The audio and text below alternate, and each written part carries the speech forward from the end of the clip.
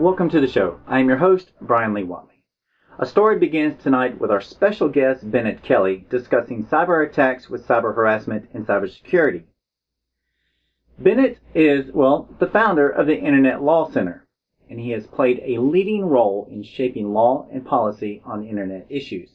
He was commended by a congressional committee for his contributions to spyware legislation, and as co-chair of the California Bar Cyberspace Committee, he launched an effort to develop a primer on Internet legal issues for incoming state lawmakers. Currently, he is trying to draw greater attention to the issues of cyber harassment and cybersecurity. He has represented victims of cyber harassment, and after winning a major settlement against a serial cyber defamer, he began calling for legislation creating greater penalties for serial cyber abusers. As we all know how great the Internet has an influence on our lives and how we live, Bennet Kelley is leading the battle with keeping us safe on the cyber frontier. Our musical guest tonight is very fitting. They are from California, called the League of Liars, and their song, The Perfect Crime. So please sit back, relax, and enjoy the show. Welcome, Bennet. How are you doing today? I'm fine. Thank you for having me, and thank you for the introduction. Oh, it's great to have you on our show tonight. The stuff that you do is very, very close to me because your background is very similar to mine in terms of your interest in cyber attacks, cyber law, all the things that are happening in such an internet intelligent age today. And I know a lot of my listeners are excited to hear about you being on as well. I kind of talked to a couple of people and I said, you would not believe who I'm going to have on the show. And they were all excited about it. So I'm really, really excited to have you on our show today. Thank you. So for those of us that aren't familiar with your work with internet cybersecurity and the cyber attacks, the espionage stuff that's going on, can you tell us a little bit about yourself and the work that you do? Sure. I'm the founder of the Internet Law Center, which is a law firm based in Santa Monica, California, and we specialize in helping people dealing with legal issues involving the internet. Our client base is both online and offline, and as part of that, I've also been involved in some of the policy aspects of the internet. I'm the former co-chair of the California Bar Cyberspace Committee, and a very important policy issue in the internet today is actually the security of the internet. And it's not just an internet issue; it's actually a matter of economic and national security. So it's an issue that I found that hasn't really been getting quite the attention that maybe it deserves, and so through my fact that I publish a newsletter called Cyber Report, and through my radio show, I've been trying to give it a little more attention. You would think that with a lot of the commercialism around the internet and how much it's embedded into our world, whether we think about it or not, that so many people would take a higher look at security issues on it. But a lot of people don't. Why do you think that is? And why is it so important to bring it out to everybody? It's actually, you can think of it in terms of pure economic theory. Security breaches are somewhat, they're relatively recent, and there isn't an economic consequence that people can calculate of what is the cost of having weak security. And so when the bean counters or whoever it is that makes certain decisions come into play, that hasn't necessarily been factored in. What's interesting is that there was a major security breach at Citibank this year. And not only did Citibank have a major breach, but they waited some time before reporting, both reporting it and reporting the severity of it. They kind of did it in trickles. And Citibank is a publicly traded company. And something like that can actually affect the value of a company like that. And so now the Securities and Exchange Commission has actually issued guidance as to when you should disclose a cyber leak or cyber breach to the market. And so you're starting to see certain consequences of, economic consequences, and people realizing there's a cost to lack security. And particularly for smaller businesses, which can sometimes put them out of business, since they're often the target of some of the cyber attacks because they don't necessarily have the cyber infrastructure that larger companies have. And so I think that's part of it. I think also part of it is we're dealing in new terrain. And but I think in a hard time, trying to invest heavily in extra servers or different security systems is a hard sell, I think, in companies that are strapped. There's an interesting report I saw about one area that has been and will be targeted is utilities. I think, especially from an espionage point of view. Utilities such as water and power, things like that? Water and power. Being able to shut down an electrical grid can have huge security consequences.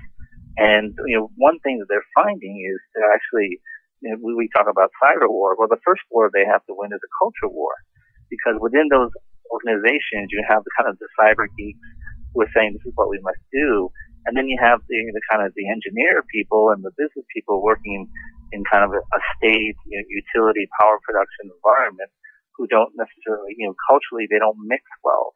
There's no crossover in the organization. And so it's kind of two countries within an organization, trying to set, what the priorities should be. And, they're finding that's actually the first hurdle, winning that culture war. I have to agree with you on there. Sometimes it is a little difficult to get information acknowledgement between the two different factors of a corporation, because I have a degree in computer science and I work for very large software companies, and whenever you're dealing with the management side of it to the engineering side of it, there is a kind of almost a language gap, a barrier gap. It's not necessarily purposely put in, but it is there. And so when you're trying to explain to somebody, hey, this is something that we really need to fix from an engineering side of it, from a software developer side of it, saying there's a bug in our software. We think that this could be an overrun or something else that could cause a problem. And then you have business managers that come out and say, well, we don't really cost to that accounting more than $1 million worth of lost revenue. I think we'll be able to handle that for the next 6 months. And unfortunately, whenever not saying that I've developed any software or anything like that, or if this happened with my company, I'm just talking in theory, but it is a factor out there that sometimes business doesn't necessarily oversee bug fixes and issues where you need to take into approach about, okay, we really need to adjust this piece of software or worry about what's going to happen. That's very true, and you see it not in all sorts of instances. And even go into things such as the challenges disaster. I mean, people were warned that this risk was there, but business people who weren't necessarily the scientists, they made the decision to go ahead, and it's a tension in any organization. And I'm not saying that. Fortune 500 companies, must have co-CEOs, with one of them being the head of IT. But God, that engineering school who does Caltech and MIT would be in heaven. But I think what we're talking about though is just that one, if you look at IT systems within any large enterprise, they tend to be physically separated.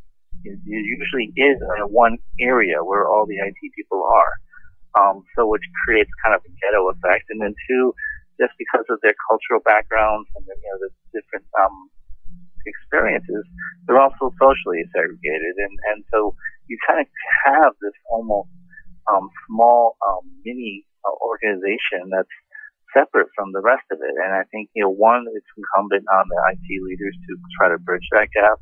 And it's important for companies to hire people who are able to speak in both languages.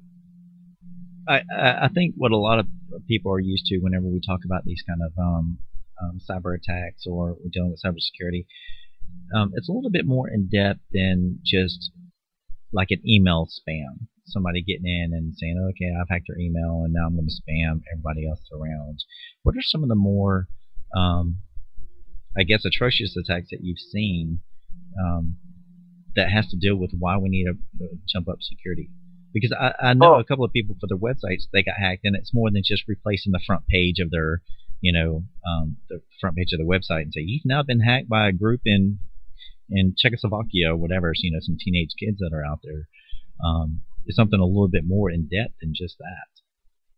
Well, also, first of all, one thing that really got my attention and really made me want to give a greater voice to this issue was just looking at the roster of who's been hacked or have had compromised this year.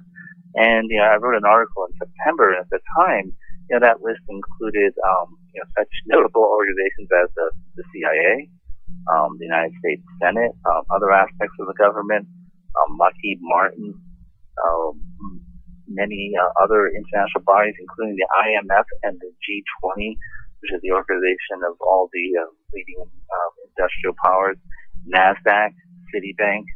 I mean, it's quite an amazing list, and it just keeps growing.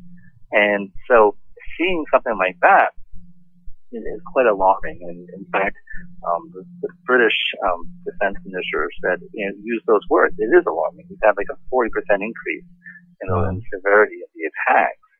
And so, when you see stuff like that, and it really makes you think that this is a serious issue.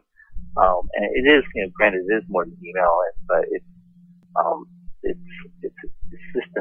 systemic. You have governments involved. You have major organized crime units involved, and so there is a war going on in both from a criminal viewpoint as well as from a government to government. Some of the stuff that I've seen on the news has also been where like our Social Security numbers are being grabbed, or identity theft. Is that some of the stuff that you see as well? Well, that's part of what happens is organized crime outfits are targeting smaller businesses to intercept some of their wire transfers, and also to intercept some of the data, so that they can then go engage in identity theft and use that for their own crimes. Although one of the key targets actually of some of the identity theft is actually the medical industry. Because if you think about your doctor's office, well, they have the mother lode of information. They have your birth, your social security, they have financial information because you have to pay. There's a lot of information that can be gleaned, and there have been reports of people hiring people to go into and penetrate these doctor's office and work for a couple of weeks, and then allow people to get access to the files, and then they quit and they move on. Huh. I never thought about those companies like that before, but yeah, I guess you're right. They do have a lot of information about us. Who do you think that's actually doing this type of work? Do you think, I mentioned, not trying to throw out a country's name or anything out there. I was just making just a quick brief about, some 14-year-old kids from, Yugoslavia, Czechoslovakia, or what it could be, in Mississippi or, California or something, Who do you think is actually doing this stuff? Do you think it's big governments, or do you think some of them are just, because sometimes way back in the days of hackers, I grew up around computers and stuff, and so it was all just a matter of, let me see if I can actually just get in. And this was way before internet and way before all kinds of other stuff. But, they didn't necessarily want to do anything. They'd grab like a garbage file or whatever else and then jump out. And they just claim their fame and their, their internet secret name on there, Cybercoder 1000 or whoever it is. And then, just pat each other on the back, and that'd be about it. And there's times when me working as a software engineering manager, I would sit there and think, man, I really wish I could just harness the brain power of some of these people who are writing these viruses and doing these attacks and put them to some good use.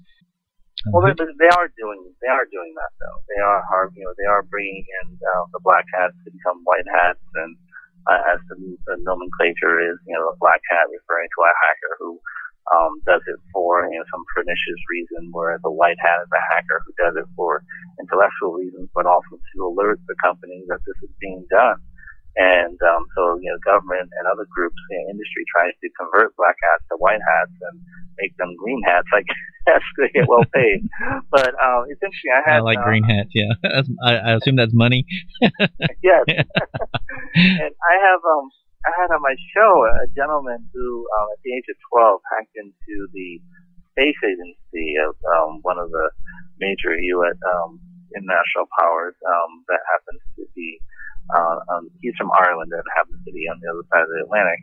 But I asked him, so what was it like coming home from school that day? And he was 12 years old, and he said, well, he was coming home to his house in Ireland, and there were a whole bunch of black sedans outside his house. Oh. And so he got in, and there was a bunch of guys in suits, and there was his mom looking not very pleased, and there was his dad with a certain sense of Irish attaboy, but at the same time, I'm on the same team with Mom, so whatever my face may say. And it was just almost comical the way he described it. And then I asked him, so what did you do? And he said, well, I pulled out a waiver of extradition form saying, I'll tell them everything as long as they sign this. And I'm like, well, wait a minute, you're 12 years old. How did you know to have that? And everyone at school, and he had it. He had it. And everyone at school said that's what I needed. And I was like, oh my God. And but now he's a white hat. He provides some very valuable software to the Pentagon. He produced some software that was able to calculate all outcomes of a chess game within 2 hours, when before it used to be a couple of years. And so he has been able to use that for applications that, for example, in Afghanistan, you can calculate, okay, if we take this step, what are all the possible outcomes of what might happen as a result of the whole sequence of events? And, they discovered some quite disastrous things could happen if they took certain steps that they really weren't aware of. Granted, it's all probability, so that may be a 1 in 1,000 or a 1 in 100,000. At least now they're aware of it, and But I mentioned that story once because I think it's pretty damn funny. But the other like the Hackers movie with Angelina Jolie in it. Exactly. That's right out of Hollywood. That's right. I'm sure to tell him that he knows Angelina on a first name basis. But but the issue though is that it is a little bit both. You do have these 12-year-old Irish boys, or wherever they may be, in Russia or Moldova or Bangladesh or wherever that might be, and there is an element of that. But there's also an element of groups and small criminal groups. For example, the level of spam dropped by 25% in the United States when a Russian who was responsible for some of the botnets that were sending the spam was apprehended in Las Vegas, and so he quickly discovered that what happened in Vegas stays in Vegas, and so he's now being tried. But he still has both his legs, right? He still has both his legs. But so being able to shut down small cells of groups like that are important, and I think there's been greater efforts, for example, among law enforcement in the United States to work with their European counterparts to get that information, share it, and be able to act. And I think Congress has actually given, for example, the Federal Trade Commission a little more authority to work with national bodies on that front. So that's one element of it, but there is a governmental element of it. And without naming countries, and one of them rhymes with Heine. But but they've been, China and Russia have been very active in this front, and there's a huge hack of the Chamber of Commerce from China, which scores of emails were taken, and there's also been major hacks of the U.S. government going back, and one thing was a major hack of Gmail, and what they were seeking in Gmail was to go to the Gmail accounts of certain leaders in Washington to find out what communications they were having with Chinese dissidents. And this is a very important thing for China. I was actually, this time last year, I was at a conference in Bangkok where this NGO brought together some of the leading American internet experts to kind of sit down with what they call in China the netizens, kind of the leading internet activists in China. And I got to meet, for example, one guy who had his blog shut down, 10 or 15 times, and it's not because he likes to open blogs and start new ones. Each time they got shut down. And is this like a internet Big Brother kind of a thing with it was kind of, yeah, but it was an interesting exercise. But they said, all your issues are interesting, but none of them really matter until we can speak freely. But at the same time, they recognize that they're very dangerous to the Chinese government, because especially when you're able to reduce the internet to just a handheld platform, how do you stop it? And actually, you've seen efforts this week by China to start to crack down or set guidelines for microblogging because they want to control it. And for China, it's a risky proposition. When this whole not Prague Spring, but Arab Spring was happening, particularly in Egypt, China was trying to filter out, anything dealing with Egypt. And so, they're kind of playing whack-a-mole and trying to make sure that these stuff doesn't get through. But at the same time, the Chinese citizens are quite bright and resilient, and they're creating a new language that uses words that don't get filtered, that have the same meaning. So, for China, part of their invasion in a cyber level for us is, one, they're seeking national security secrets. Two, they're seeking U.S. intellectual property on a grand scale. And it's much cheaper to develop your technology when someone else does it for you. And thirdly, interesting economic theory there. And thirdly is that, but they're also trying to track down information on dissidents in China. And so the three components for China are very real. Now Russia, on the other hand, is more, they're doing both economic and national security probing. In Russia, in terms of, when did the first cyber war occur? Well, when Russia went into Georgia, the first thing they did was actually they more or less shut down their telecommunications system through hacking, and the Georgian Foreign Ministry actually had to use some third-party blog to communicate with the world during the first day or two of the offensive. And so the first shot from that war weren't from a gun; they were from a mouth, and it was quite effective. Yeah. So they're very advanced. China has their own army, and it's a little bit of everything. So the threats are out there. There's a lot of reasons to do it. A lot of money involved, obviously, for those criminal element. For China, the stakes are quite high. In terms of their dissidents, this is, ultimately the biggest threat to that regime. But also, they're trying to catch up to us as a global power. Right. And so how better to catch up, how better to learn what we're doing than to, look under our skirts. Right. Well, it's interesting. You said they created a new language? What happens is when you have filtering, and maybe you probably, anyone who grew up in a big family, you probably had your own language with some of your siblings, so you could say stuff that without your parents knowing. Yeah, Pig Latin when I was a kid. Exactly. Or even just certain codes. You say, you refer to certain things in a certain way. Right. And that's really what the citizens there are learning to do in order to evade, to talk about things that otherwise might get filtered. Oh, wow. That's kind of interesting. I was kidding around with my son, and I was telling him the blue cow jumped over the red moon. I say again, the blue cow jumped over the red moon. It was something I learned from the military. It's about using code words and stuff like that. And he just looked at me, and I was like, never mind, we'll play Army later. So he's like, what are you saying, Dad? Should I be ducking under my desk now? Well, that's the red cow over the blue moon. It was a spin-off of the whatever that children's book was, The Dish Ran Away Up the Street. Oh, yes, yes. Like that. Now, we're talking about, China has these netizens that are, watching over what people are saying and things like that.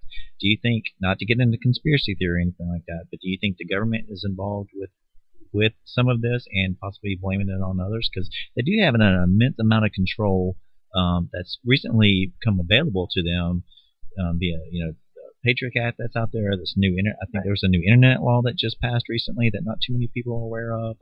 Things like that. Do you think that has anything to do with it? Is that good for us or bad for us? Well, when I refer to netizens, those are the people in China who are trying to buck the kind of there's sometimes referred to as the cyber wall of China.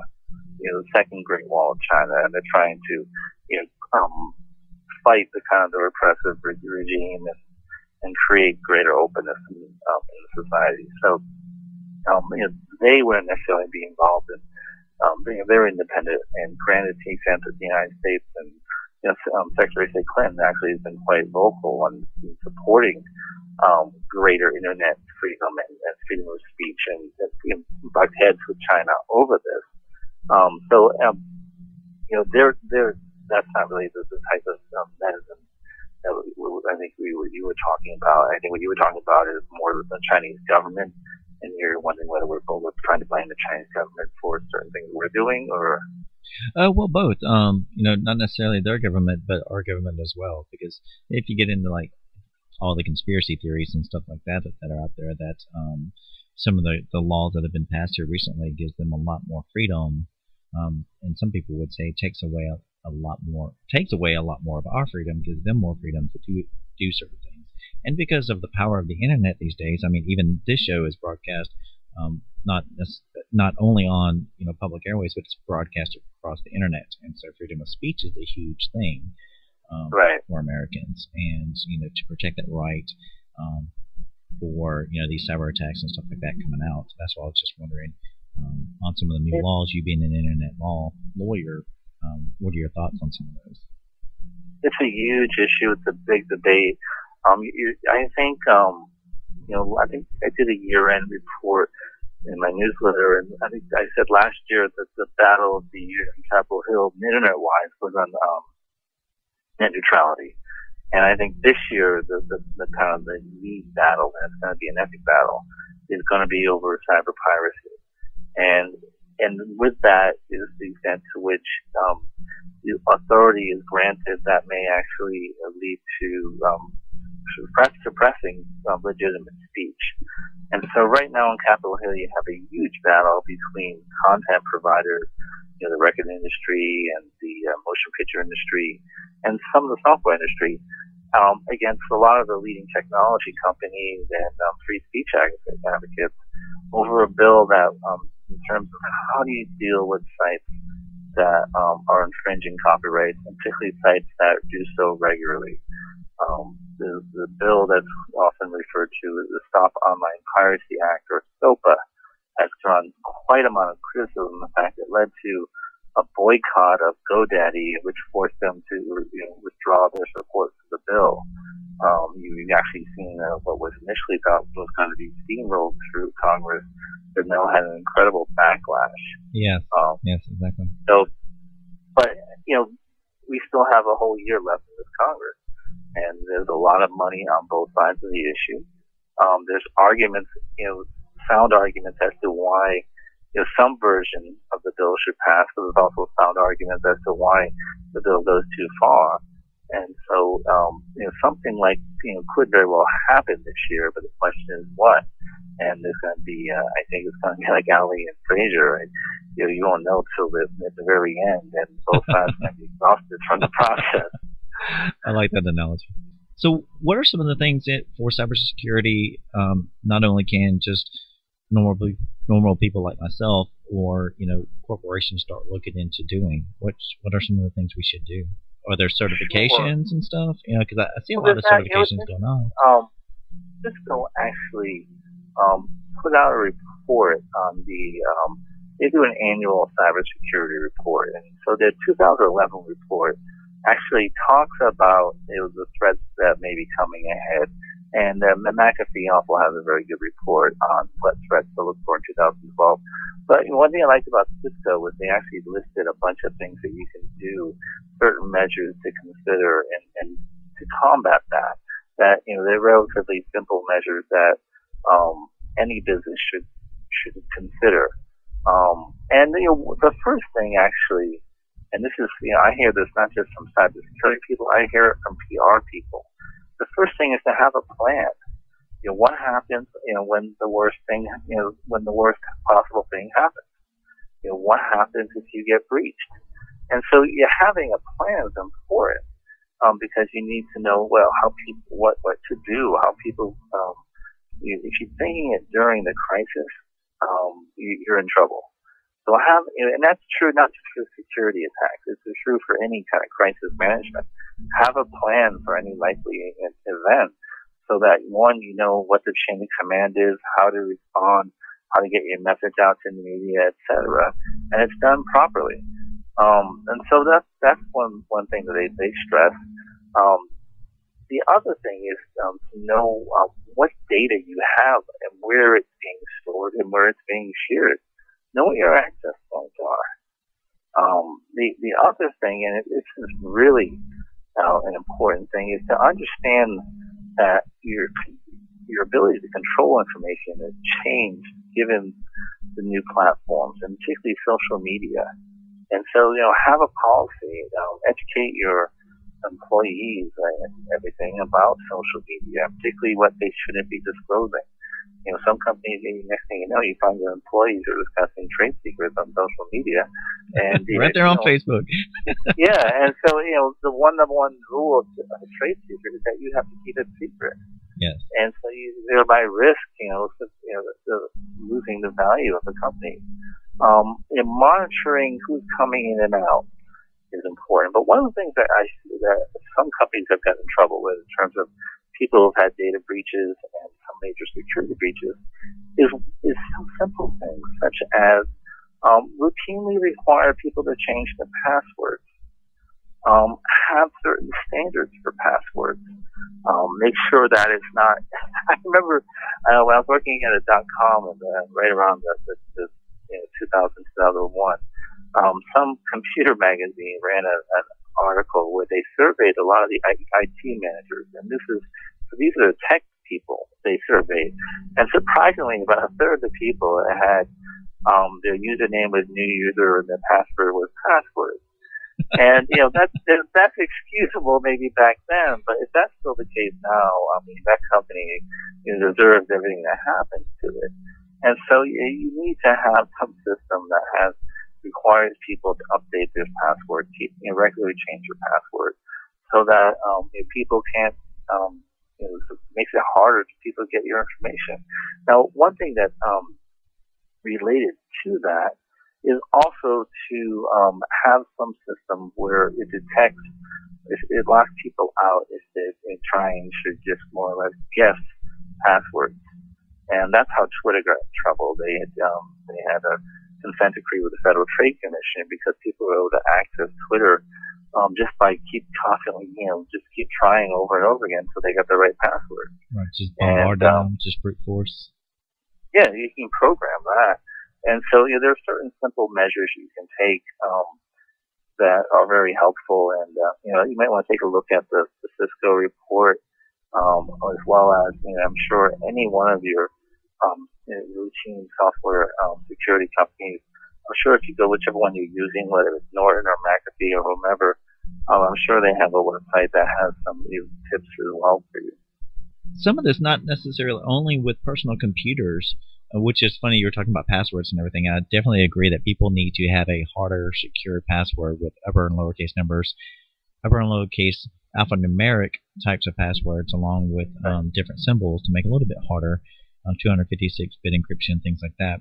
But also, I remember one time going to somebody's office, and this was a manager, and he had his password taped like on a sticky note on the top of his monitor. And I was like, what? He's like, I can never remember it, so I stuck it up there. I'm like, well, if you can see it, I can see it. Everybody else can see it too. And he's like, what? I do it all the time. I'm like, I just kind of walked away. I just patted my head, like shook my head. I was like, oh, okay. But yeah, I definitely agree. Taped, and the other thing that was taped was on the back of his jacket was something that said "kick me." I mean, that's just asking for trouble. And so you raise that, that's a very good example. And I laugh because and I'm sure your listeners are laughing because we all know at least one person, if not more, who do that. Yeah, or have some very simple password. Even going back to the Angelina Jolie movie, Hackers, the password was God. And one of the most common passwords back in the day was God, especially for sysadmins and things like that. So they just said, I've got God control over everything. One of the things from the system, global nuclear warfare. Yeah. One of the things with the Cisco report, which is, I agree, if guys haven't, if all the listeners out there haven't had the chance to read this, is the Cisco 2011 Annual Security Report that I'm looking at. But they also talk about embedded hardware attacks will widen and deepen. Why do you think that that's so true? Let me real quick just explain to some people what embedded is, and it's versus a desktop or laptop, something that you would normally program on. Embedded is microprocessors that are inside like our cell phones and our microwaves and our refrigerators and washing machines. There's a reason for that, and we talked about how severe some of these attacks have been. In terms of the Cyber Attack Hall of Fame. Number one of all time is what is known as we had a worm that went into Iran and that disrupted their systems, their nuclear systems, and set back their nuclear program by a matter of years. And while we have not necessarily taken responsibility for the worm, by and large, it's considered to have come from the United States. And that has been, it's called, the worm is named Stuxnet, which I'm not quite sure what that means, but that is considered above and beyond. It's the biggest impact virus in history. There's a close second, and that's the DigiNotar virus, which actually came from Iran. And the worm, they were able to mask and mirror security certificates issued by this company, DigiNotar.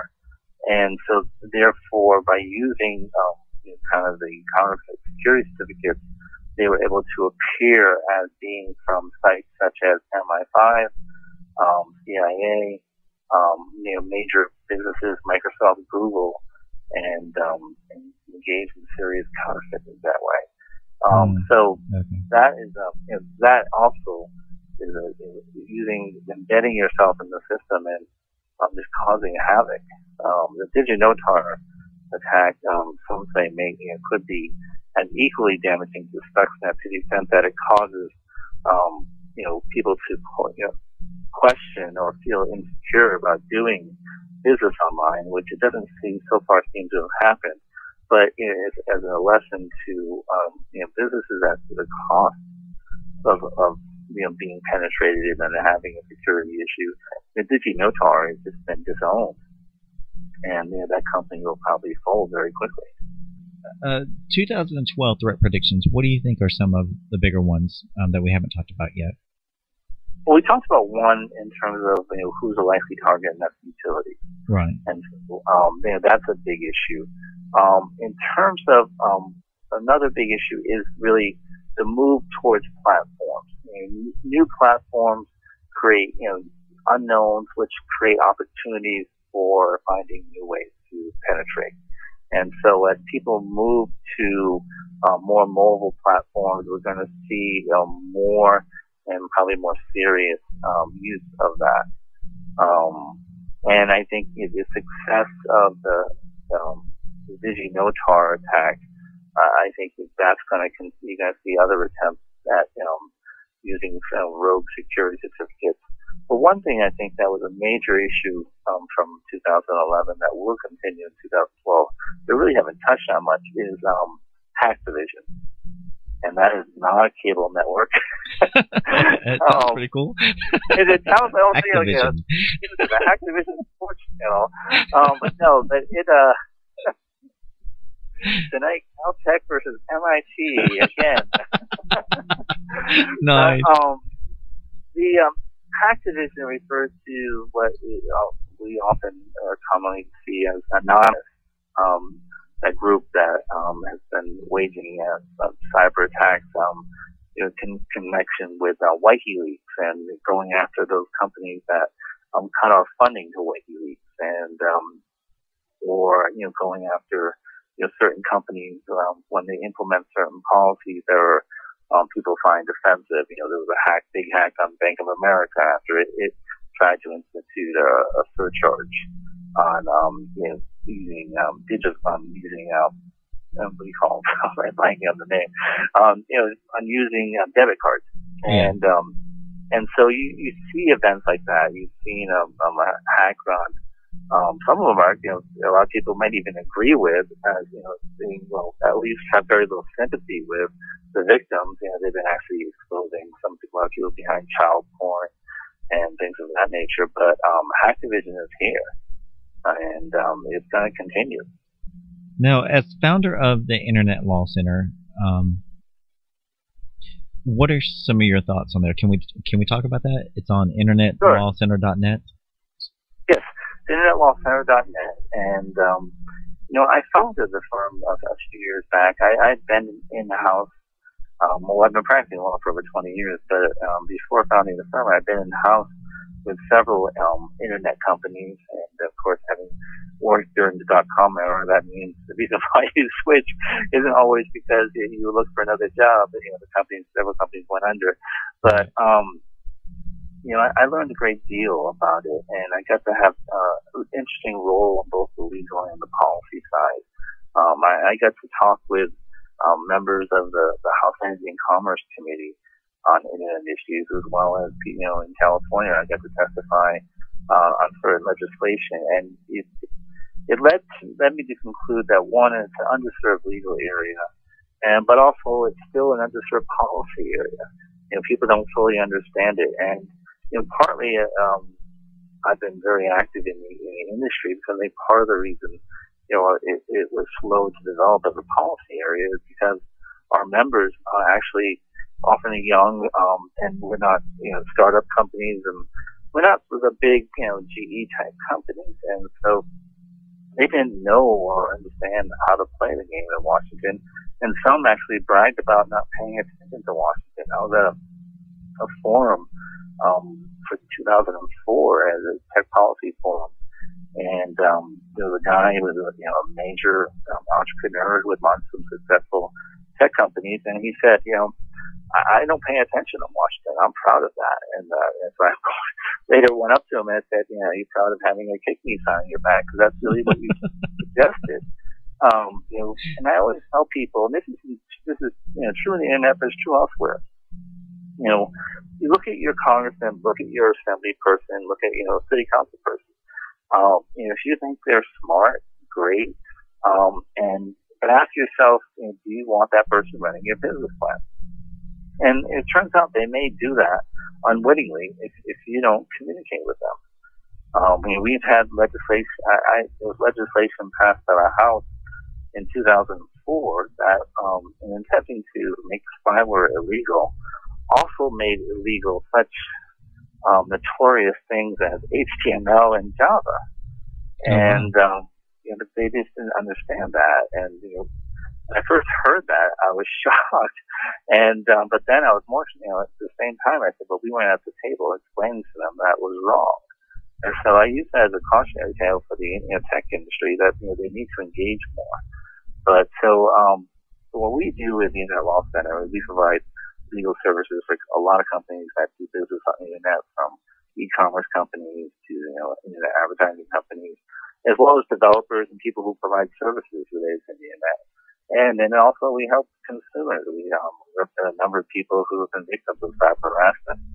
So we provide that approach, but on a personal level, I've always been involved politically, and I see there's a policy area that just needs to be voiced, and it should need greater attention. Your newsletter, Cyber Report, that comes from the Internet Law Center, has been named as one of the top internet law resources and recognized by the LA Press Club in both 2009 and 2010. People can sign up for this on your website, correct? Yes, they can. And we actually, in 2011, won the top newsletter award from the LA Press Club. Oh, wow. 3 years in a row. Yes. Well, this 3 years nominated, the first year we won. Oh, well, nice. Well, congratulations on that.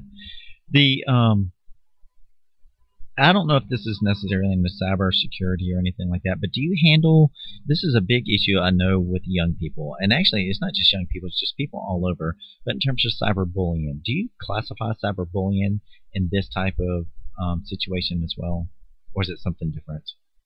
Well, I think it's just nomenclature is an issue, because I think when cyber harassment is done to kids, they call it cyberbullying, or when it's done to adults, it's cyber harassment. And cyber harassment, I wrote an article for Huffington Post. I don't know if you recall, there was a movie in the 80s, The Unbearable Lightness of Being, based on a Milan Kundera novel. Yes, and, very good one. I love that. The title was The Unbearable Unawareness of Cyber Harassment. And I timed it because it's come out at the same time that there was a huge conclave going on in the recognition of on privacy. The Federal Trade Commission was having these roundtables on privacy issues and trying to have a discussion as to where we need to go. And, those things get, hundreds of people, and there's all these interest groups involved, and academics, and, there's a lot of people involved. And, you talk about privacy issues with them, and they get all passionate, and you can get a lot of interesting discussion. And you raise cyber harassment, and then people go, oh,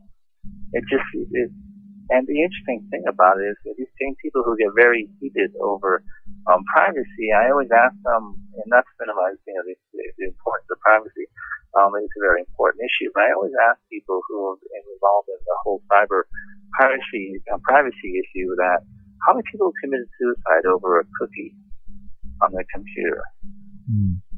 And I get calls all over the world, and people's lives are being ruined by some of the stuff people are doing, and many of them don't have resources to address this. And I've actually talked to some law school deans to encourage them to develop programs, clinical programs, so law students can get involved and maybe provide free legal services on this. And it's a hard issue, and then we have a challenge here in the United States in that we need to address it in a manner that's consistent with First Amendment. I have every right to go online and say, you're an idiot, you're an idiot, you're an idiot. I can do that every day, every hour, and that's protected. I may lose my job because I'm not doing anything else, but that's a different issue. But in any event, but when I start exposing your personal information, or if I start making threats, or if I start lying about you and saying you raped and pillaged and did all these awful things, and in your house you have a nuclear warhead, or that crosses over into slander and libel, correct? Exactly. And so now all of a sudden there's a remedy, but that's the law is a blunt instrument, and it's also a very slow instrument. So you have someone whose life is being devastated at the same time. The law is trying its best to address it. Not only do you have this, and for your work on cybersecurity and how you're trying to press it across and get the word out like you're doing, but you're also, just kind of quickly cover some of the other projects and shows and things that you worked on. You also are an award-winning political columnist and analyst, and you do your own radio show? Yes. I wear a lot of hats.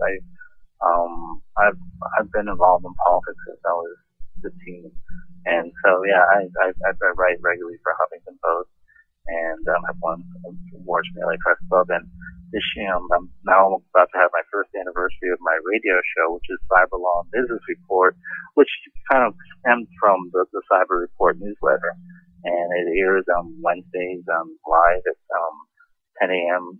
Pacific on Webmaster Radio, or it's available free podcast on iTunes.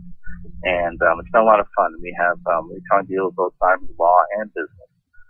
So we talk to entrepreneurs. We talk to there's a lot of interesting nonprofit groups, doing social entrepreneurship on the web, and we talk to them. But also we deal with a lot of the hot debate issues going on the internet today. And we talk a lot about SOPA, the online copyright bill. There's been a number of lawsuits that have been quite significant. We had, for example, you may recall there was a woman who was raped after going out with someone on Match.com, and it turns out the guy was a sex offender with 3 rape convictions, and she sued Match.com saying that they should have done more to screen. And so we actually had the lawyer from that case on. We've had Match.com on. So how can people contact you? On your website, email? Where are some of the places? Sure. The Internet Law Center is at internetlawcenter.net, and we're on Twitter at internetlawcent. They just dropped the last 2 letters BR. Bennet, I can be reached at bkelley, Kelley, at internetlawcenter.net. In addition, if you want to see my political writing, you can go to bennetkelley.com or bennetkelley.wordpress, and for the ILC Cyber Report, you can sign on our website, the internetlawcenter.net, or it's also available WordPress, ilccyberreport.wordpress.com. And my social security number is... Sorry, I'm going to have to bleep that part out there. That's my cybersecurity coming at you. Given all the different activities, I've accumulated so many email addresses. And I actually told someone that my email address is bkelly@too-many-email-addresses.com, and they're one of those notable people that actually tried it. And I get a phone call, well, that didn't work. I have to admit, it's great that, considering what you do for everybody, that you have such accessible ways, considering cybersecurity and everything else, but you have such accessible ways for people to get in contact with you for the help that they need and just to become aware. It's huge going into 2012. It's been huge for the last couple of years, but the internet, the technology is just growing at an outstanding rate that it's just hard to keep up. Like you said, the law is a blunt object that moves very slow, and unfortunately, it doesn't keep up with the evolving rate of technology and what we need to do to protect people. So I would like to say for people sometimes just use your common sense. Do you agree with that? I agree. I mean, you'd be surprised how far that goes. Nice. Do you have any final thoughts you would like for everybody to know in terms of cybersecurity, what to look for, things to be aware of? I think people shouldn't be afraid of the internet. They just have to understand that the internet is a great tool and offers great opportunities, but also there are risks out there just like any place else. So just be smart, and just like they would in any other environment. And so if you have questions on internet legal issues, and feel free to call me. Outstanding.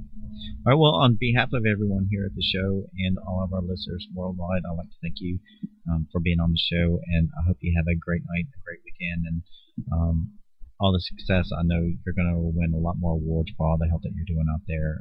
It's huge for what you're doing, and I highly applaud you for continuing and moving forward. If there's any way that we can help here on the show, then just let us know. It's been an honor talking to you. Thank you very much. It's been a lot of fun. Thank you. Have a great night. Bye-bye. Good night. Here's our musical guest, League of Liars, and their song, Perfect Crime.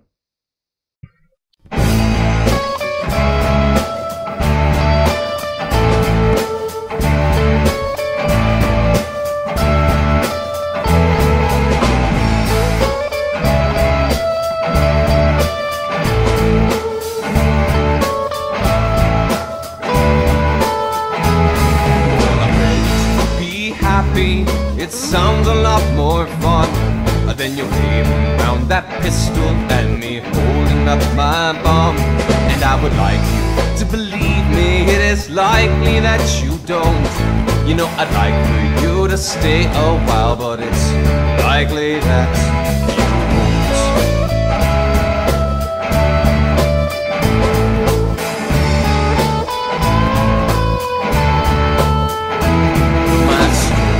Getting boring, my morals all get gray, but in the interest of some innocence I can change all the names. And now everybody's guilty and in lockdown doing time. I got a perfect private prison, I got me a perfect private crime.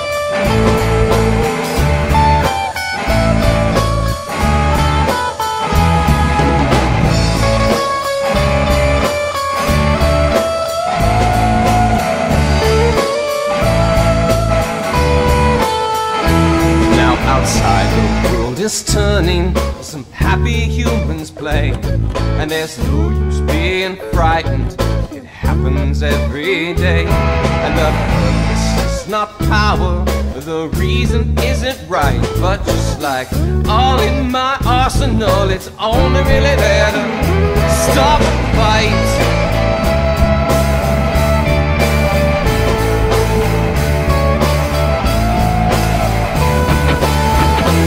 My reason and rhyme goes quiet at times like these, where it is hard on a heart that is falling apart at the seams. So there's what you get, what you want, what you have, and what you need. And no one just ain't the other half, ever bad you wanted it to, how you wanted it to be.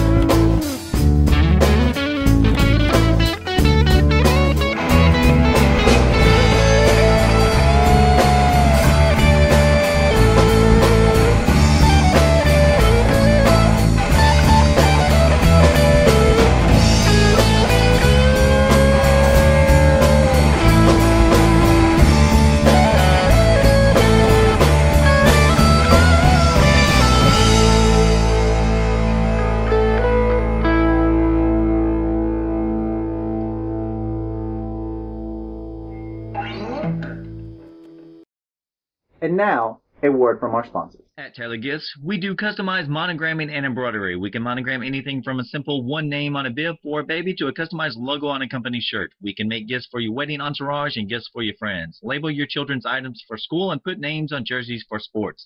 If you have items of your own you want them monogrammed and embroidered, we can do that.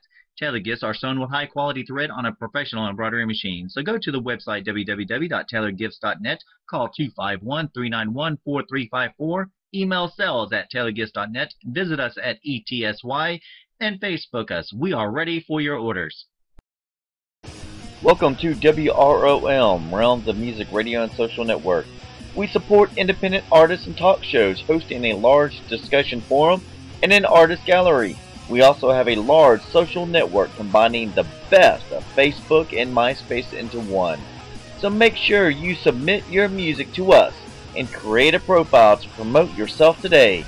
That's realmsofmusic.com, the best of music radio. The Ghost Tales Television Network, GTN. GTN is designed to give the paranormal TV and filmmaking community the opportunity to showcase their talents and creations. If you believe you have what it takes to create your very own TV show and or short film and you would like the opportunity to showcase your creations, you may contact us at ghosttellstv@gmail.com or call 901-377-7166 for more details. Make sure you visit ghosttellstv.com. GTN, America's Paranormal Superstation. Thank you for listening to the show. I am your host, Bryan Lee Whatley. I hope you have an amazing weekend, and I look forward to seeing you next time when another story begins. Until then, love and light.